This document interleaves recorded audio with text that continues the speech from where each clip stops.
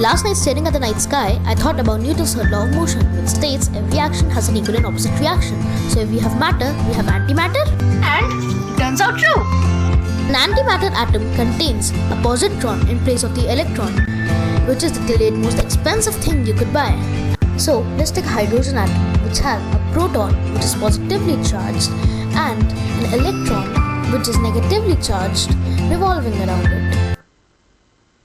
So as of quarks, there are antiquarks, protons have an antiproton, and electrons have a positron. So if there's atom, there should be antiatom?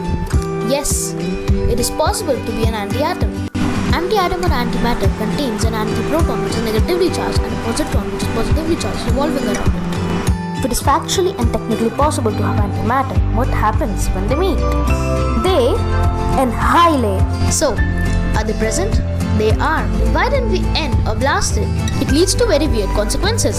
Suppose the Big Bang created 1 billion antimatter to 1 billion plus 1 matter, which is still enough to create our whole universe. Secondly, scientists suppose this theory to be a very reliable one. Suppose matter and antimatter separated due to charges, creating mirror worlds of dimension.